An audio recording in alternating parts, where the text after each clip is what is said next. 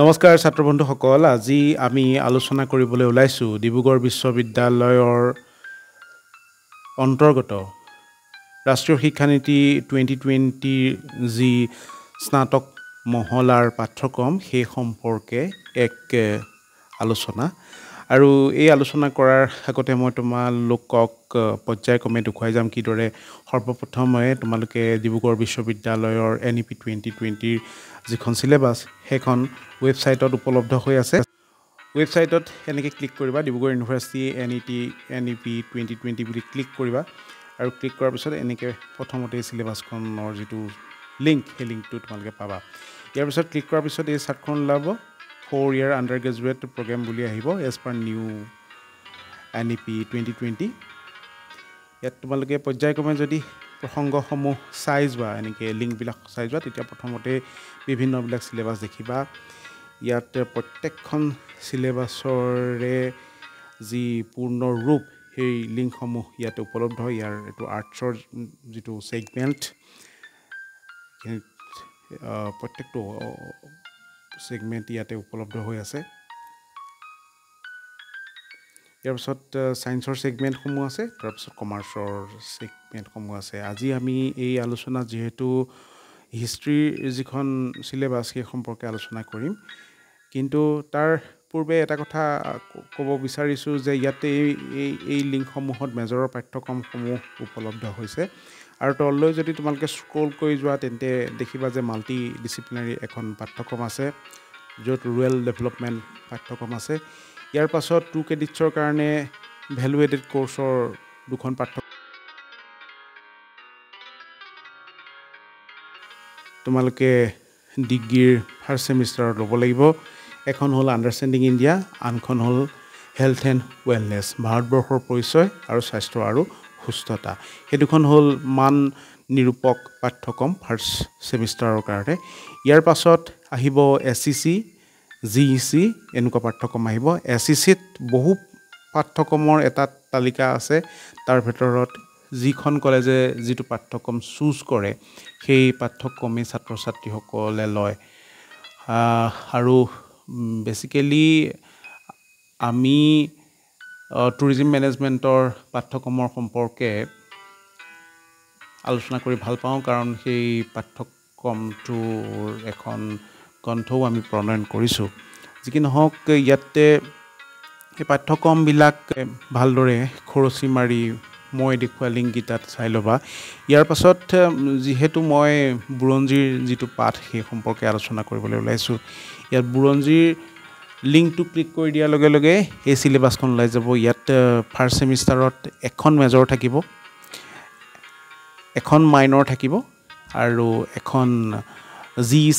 GEC থাকিব এই GEC পাঠ্যক্ৰমটো আচলতে হায়াৰ সেকেন্ডাৰীত যিসকলে যিটো পাঠ লোৱা নাই যিটো পাঠ্যক্ৰম বা যিটো বিষয় লোৱা নাই সেই বিষয়টোৱে ইয়াত চুজ কৰিব লাগিব আৰু ইয়াৰ পাছত এয়া আন্ডাৰষ্টেণ্ডিং ইণ্ডিয়াৰ কথা মই ক'লোৱে ভাৰতবৰ্ষৰ পৰিচয় কথা ক'লোৱে হেলথ এণ্ড ৱেলনেছ আছে স্বাস্থ্য আৰু সুস্থতা ইয়াৰ পিছত এখন পাঠ আহিব হেতু হ'ল জেনেৰিক ইলেক্টিভ এই যিখিনি পাঠৰ পৰিকল্পনা সেই পৰিকল্পনাৰ যোগেদি ছাত্ৰ বন্ধুসকলক ৰাষ্ট্ৰীয় শিক্ষা নীতিয়ে আচলতে ভাৰতবৰ্ষৰ সামাজিক প্ৰেক্ষাপট কেনেকুৱা সেই সম্পৰ্কে এক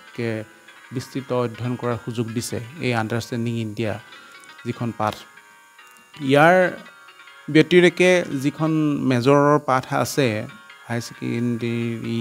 মেজৰৰ পাঠ আছে ডিগ্ৰী ফাৰ্ষ্ট সেমিষ্টাৰ ষ্টুডেণ্টৰ কাৰণে সেই পাঠখিনি অধ্যয়ন কৰিলে ছাত্ৰ ছাত্ৰীসকলে from prehistory to 300 BC এই সুদীৰ্ঘ সময়ছোৱাৰ যি সামাজিক ৰাজনৈতিক আৰু অৰ্থনৈতিক পৰিক্ৰমাৰ মাজেদি ভাৰতবৰ্ষই পাৰ হৈ আহিছিলে সেই সম্পৰ্কে জানিবলৈ সক্ষম হ'ব ইয়াত তোমালোকে সৰ্বপ্ৰথমতে সিলেবাসখন ডাউনলোড কৰি ল'ব লাগিব অন্যথা তোমালোকে পাঠসমূহ ভালদৰে বুজি পোৱাত অসুবিধা হ'ব তোমালোকক সেই কাৰণে মই এটা উপদেশ দিব খুজো যে প্ৰথমতে তোমালোকে সিলেবাসসমূহ ডাউনলোড কৰি লোৱা যি বিষয়ত মেজৰ লৈছা সেই চিলেবাছখন ডাউনলোড কৰি লোৱা জেনেৰিক ইলেক্টিভৰ যিটো চিৰিজ বা যিটো লাইন অফ কোৰ্চেছ আছে তাৰ পৰা নিজে বাছি লোৱা চিলেবাছখন ডাউনলোড কৰি লোৱা দ্বিতীয়তে VSc 1 VSc 2 understanding India health and ৱেলনেছৰ চিলেবাছখন ডাউনলোড কৰি লোৱা ইয়াৰ পাছত পৰ্যায়ক্ৰমে যদি তোমালোকে ফাৰ্ষ্ট ছেমিষ্টাৰৰ যিখিনি পাঠ যিখিনি মেজৰৰ পাঠ সেইখিনি চোৱা সেইখিনিৰ ভিতৰত বিশেষকৈ মই যিহেতু আগতেই কৈছোঁ যে মই ইতিহাসৰ কথাখিনি আলোচনা কৰিম ইয়াত মই যিখন মেজৰৰ পেপাৰ এখন মেজৰ পেপাৰ থাকিব history of India from prehistory to 300 BC ইয়াত চি মানে হ'ল চাৰ্কা আনুমানিক যিটো বুজায় সেইটো চাৰ্কা বুলি কোৱা হয় ইয়াত পৰ্যায়ক্ৰমে প্ৰতিটো কথা পেলিঅ'লিথিকৰ যিখিনি কথা আছে মেছ'লিথিক মেগালিথিক কালচাৰ কেলকলিথিক কালচাৰ সেইখিনি কালচাৰৰ সম্পৰ্কে ইয়াত এটা বিস্তৃত বৰ্ণনা আছে ইণ্ডাছ ভেলী চিভিলাইজেশ্যনৰ সম্পৰ্কে আছে এই গোটেই পাঠখিনি আয়ত্ত কৰি লোৱাৰ পাছত তোমালোকে সেই সময়ৰ পুৰাতন ভাৰতীয় সভ্যতা সংস্কৃতিৰ কথা বাৰুকৈ উপলব্ধি কৰিবলৈ সক্ষম হ'বা এই পাঠৰ লগত সংগতি ৰাখি কেইবাখনো গ্ৰন্থ আছে কিন্তু সেই গ্ৰন্থসমূহ ক্ৰয় কৰাৰ পূৰ্বে তোমালোকে সৰ্বপ্ৰথমে এই লিংককেইটাত গৈ চিলেবাছকেইখন ডাউনলোড কৰি লোৱা চিলেবাছকেইখনৰ প্ৰিণ্ট আউট উলিয়াই লোৱা আৰু এই প্ৰিণ্ট আউটকেইটা প্ৰথমতে পঢ়িবলৈ আৰম্ভ কৰা যে প্ৰথমতে কি ছাবজেক্ট তোমালোকে ফাৰ্ষ্ট ছেমিষ্টাৰত ল'বা যদি হিষ্ট্ৰী লৈছা তেতিয়াহ'লে তোমালোকে ফাৰ্ষ্ট ছেমিষ্টাৰত এইখন from prehistory to 300 BC এই কিতাপখন এই পাঠ্যসূচী তোমালোকে অধ্যয়ন কৰিব লাগিব আৰু যদি মাইনৰ লৈছা হিষ্ট্ৰী যদি মাইনৰ লৈছা তেতিয়াহ'লে কি আলোচনা কৰিব লাগিব যে হিষ্ট্ৰী অফ ইণ্ডিয়াই আছে কিন্তু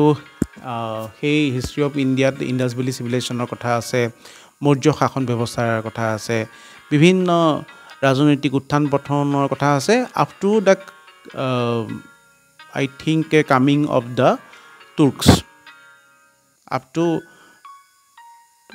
1206লৈকে সেই কথাখিনি ইয়াত উপলব্ধ